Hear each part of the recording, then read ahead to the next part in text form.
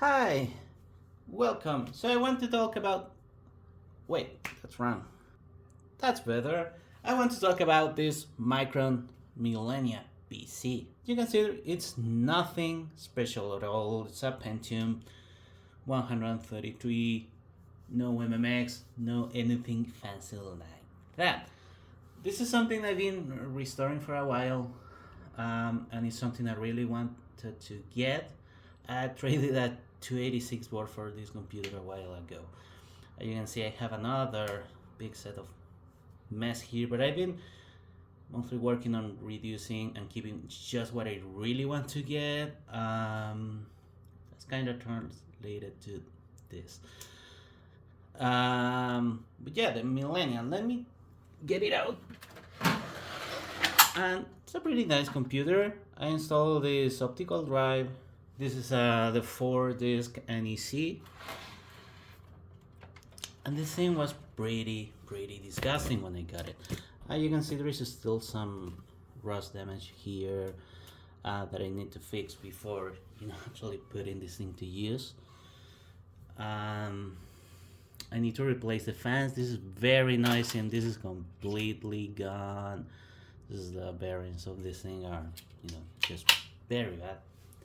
I want to install that sound card. This thing has a sound card which I think is Vibra 16 or something like that, which is fine. But I have the card and I want to use it.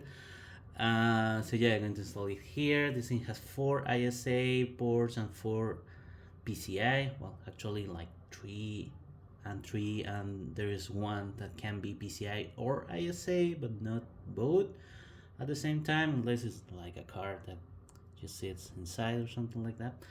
But yeah, that's not the big issue. This thing has 4 RAM slots. I think right now it has like 64 megs of RAM, which is pretty nice for a Pentium 1. This thing also has a slot here for a VRM, which I think you can actually get one. I think it's open source, so you can install several different CPUs here, like a K6 or I don't know, maybe an MMX. I don't know if the MMX uses the same voltage as the original Pentium. I don't know, but yeah, this is just a Socket 7 system. I probably will just keep that Pentium 133 unless I can find, I don't know, 200 or something, which I think I have maybe. This thing came on with this video card, which I think is like S3 chipset thing. S3 3064V says still 64 video 2001 Diamond Multimedia. So, very fancy name for a shitty video card, but I don't care. I think this is probably going to play a game just fine. And if I ever found one of those fancy 3D accelerators, I can install it just right there. Cool. At least I can replace a video card. It was manufactured in June of 1996. It was just 6 years old at that time. How time flies. And this thing was made proudly made in the USA, product of Idaho. Fancy, huh? They really like their stickers. They kinda hidden, so I don't know, yeah. Network card with coax networking, because yeah, that's the best way to network, of course. 2 serial ports, the audio stuff, joystick. Oh, that's nice if I wanted to use internal sound card.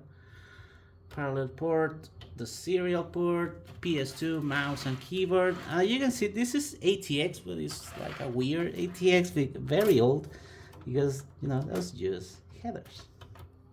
It's still pretty cool. Yeah, I mean, it's a nice board, it's a nice computer. I really like how it looks. The side covers are just plastic. This thing is mostly plastic, which is why it's not in perfect shape, but yeah, it's cool anyways. But you can see I don't have any power supply right now. Well, you can't see it right now. No, you can. I don't have any power supply here. Well, it's ATX. The mounting system is kind of weird. Let me show you the power supply a little. Let me just ramble about this for 5 minutes. You can see there is a mounting bracket here that is like, I don't know, riveted to the case, and this side just looks like a normal power supply. So on this side there's only one hole for the PSU. Maybe I can drill another one, but even then I don't think that's the proper way to mount a power supply, and this is really meant for this specific one. That kind of sucks, Micron. Yeah, whatever. I don't think that's an issue for them anymore. Let me talk a little bit about the power supply, because I think maybe it's very early or something, because yeah. So I've been trying to fix this thing. That's why this component is offside and what that diode is offside. But yeah, don't mind that. Sorry about that. I think I just say, yeah, don't play with power supply, because it has those big scary caps, and that will give you a very nice kick if you play with them wrong, which is kind of the stuff I do. Also make sure it's not plugging in when you are doing crap inside. So yeah, I'm not really, an electronic person. I understand the electronics, I mean, I actually have like electronic studies, but yeah, this is the kind of stuff I don't know. So this, you can see, this is a full AT power supply. It even has that hole for the cable, the power switch cable here. It's covered, but it's obviously AT, but it has an ATX power supply. And the big difference between AT and ATX at this point was the 3.3 volts, which is coming from this board. The ground is also coming from this board.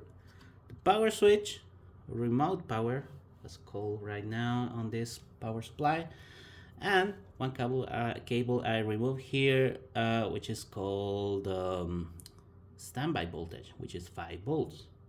And everything that is fancy is coming from this board. So this board is controlling the power supply by itself.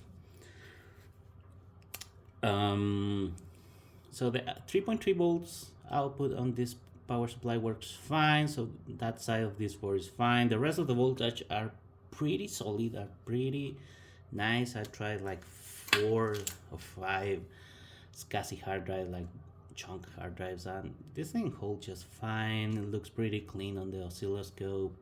So yeah, it's a decent power supply, I think.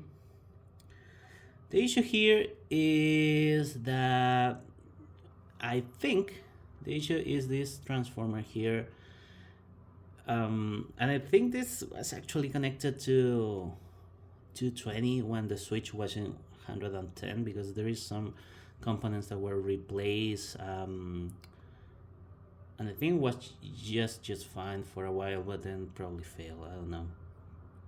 So the thing is that when you plug in the motherboard, or you put any kind of load on the 5 volt standby line, the thing just drops to like 2 volts. That sucks, because that makes this thing useless. Because of course, with that very low standby, the motherboard can't really start the power on circuit, which is over here, because it also uses the 5 volt from this regulator to control that.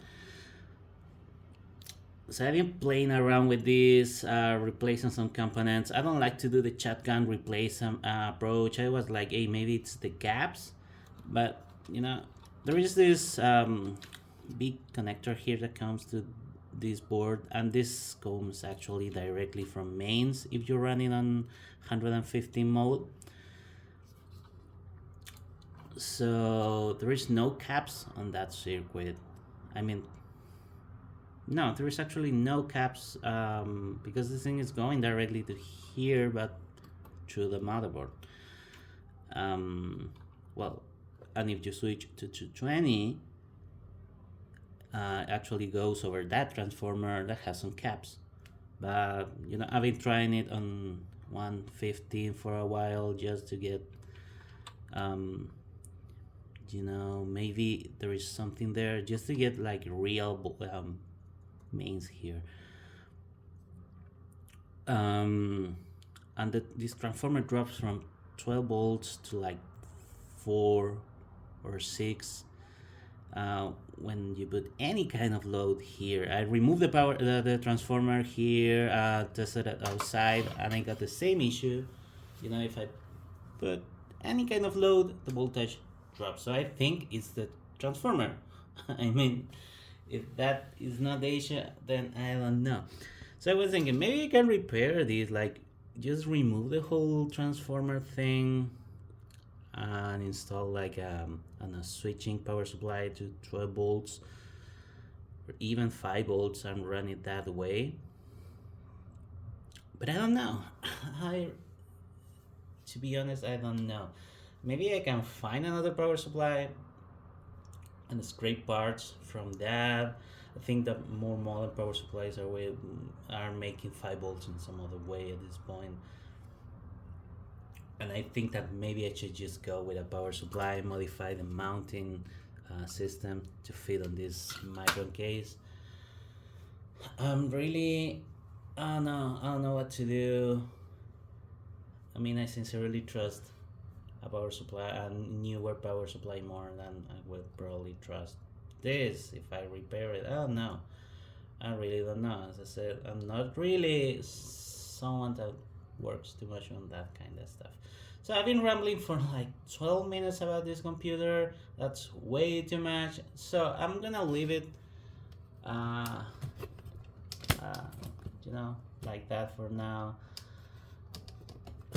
I will probably make a quick update when I install a power supply here. I don't think this computer is very interesting. There is another video about this, which it was made by Tech Tangents a couple of years ago, and I think he covers way more stuff, like he installed some games and stuff after having some BIOS issues. So that's more interesting. This computer works. I tested this motherboard, runs fine. I haven't booted anything yet, but I think it's going to work just fine. I just need to remove the rust, replace the fans, and that's all. So yeah, I will update when I get that going on. Another thing, the other computers I've been working on, I haven't done anything with the Solid Alpha yet. That 486 got a new hard drive. I will show you that at some point. But yeah, that's a Micron Millennia PC. It's pretty nice. I really like how it looks. It's pretty, I don't know, it looks better in the photos. These computers are kind of yellow, and that is way too yellow, but they look very fine on video. Yeah, that's all for now. That's the Micron Millennia. So thank you for watching, and bye.